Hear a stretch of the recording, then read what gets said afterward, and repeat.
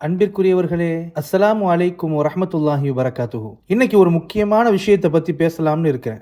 நிஜமான தர்மம்னா என்ன தெரியுமா? ஒரு சின்ன உதாரணம் சொல்றேன் கேளுங்க. ஒரு விலங்கை அறுக்க போறீங்க. அதுக்காக நீங்க ஒரு கத்தியை எடுக்கிறீங்க. ஆனா அந்த விலங்கோட மனம் புண்பற்று கூடாதுங்கிறதுக்காக அந்த கத்திய அதுக்கு தெரியாம உங்க முதுகுக்கு பின்னாடி மறைச்சு வைக்கிறீங்க பாருங்க. அதுதாங்க உண்மையான தர்மம். இதை கேட்டா உங்களுக்கு எப்படி இருக்கு? நம்ப முடியுதா?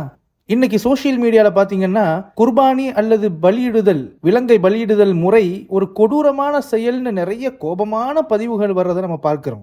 ஆனா இது வெறும் கண்மூடித்தனமான பழக்கம் கிடையாதுங்க.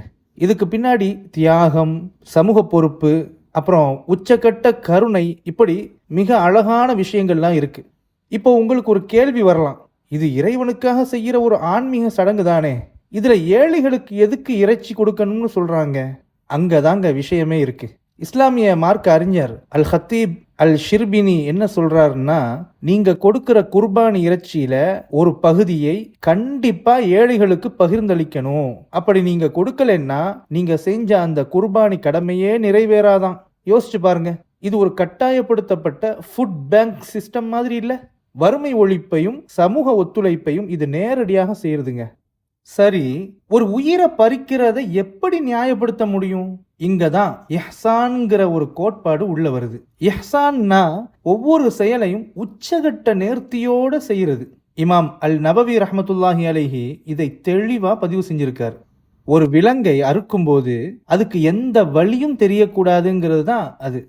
ஒரு விலங்கை அறுக்கும்போது அதுக்கு எந்த வலியும் தெரியக்கூடாதுன்னு சொல்லி கத்தியை அவ்வளவு கூர்மையா வச்சுக்கணும். அதே நேரத்துல அந்த கத்திய அந்த விலங்கு முன்னாடி வச்சு தீட்டவே கூடாது. அது மட்டும் இல்லைங்க, ஒரு விலங்கு முன்னாடி இன்னொரு விலங்கை அறுக்கவே கூடாது அப்படிங்கிறாரு. இதுல என்ன ஆச்சரியம்னா, இன்னைக்கு இருக்கிற நவீன அறிவியல் சொல்லுது, ஒரு விலங்கு பயப்படுகின்ற பொழுது, ஸ்ட்ரெஸ் ஆகுகின்ற பொழுது அது உடம்புல கார்டிசோல்ங்கிற ஒரு ஹார்மோன் சுரக்குது, அது மற்ற இறைச்சி பாகங்களையும் நாசமாக ஆக்கிறது அப்படின்னு. ஆனா பல நூற்றாண்டுகளுக்கு முன்னாடியே அந்த விலங்கோட உடல் வலியை தாண்டி அதோட மன பயத்தை கூட யோசிச்சு இந்த விதிகளை எல்லாம் சொல்லியிருக்காங்கன்னா அது எவ்வளவு பெரிய விஷயம். சுப்ஹானல்லாஹ். அடுத்தது நம்ம தஸ்ஹீர் அப்படின்ட்டு ஒரு கான்செப்ட் இருக்குதுங்க. அதாவது இயற்கை விலங்குகள் எல்லாமே மனிதனோட பயன்பாட்டுக்குத்தான் படைக்கப்பட்டிருக்கு இல்லையா? ஆனா இது மனிதனுக்கு கொடுக்கப்பட்ட பிளாங்க் செக் கிடையாது. மனிதன் எப்படி வேணா அதை உபயோகப்படுத்திக் கொள்ளலாம் அப்படின்னு.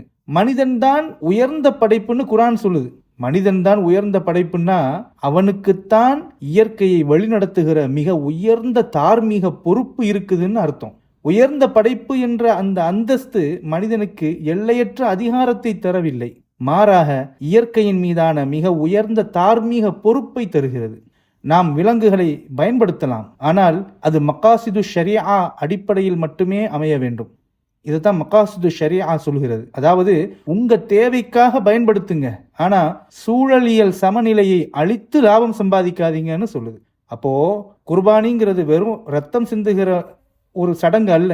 அது இறை நம்பிக்கை, ஏழைகளுக்கான உணவு பங்கீடு, அப்புறம் விலங்குகளோட மனநிலை மேல காட்டக்கூடிய அக்கறை, இது எல்லாம் கலந்த ஒரு உன்னதமான கலவை தாங்க.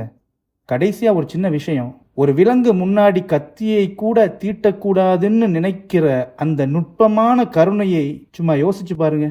நம்ம அன்றாட வாழ்க்கையில மற்ற உயிரினங்களை எப்படி நாம நடத்துறோம், நாம பயன்படுத்துகிற ஒவ்வொரு பொருளுக்கு பின்னாலையும் இந்த மாதிரி ஒரு அறம் இருக்கா? கொஞ்சம் சிந்திச்சு பாருங்க. அஸ்ஸலாமு அலைக்கும் வரஹ்மத்துல்லாஹி வபரகாத்துஹு.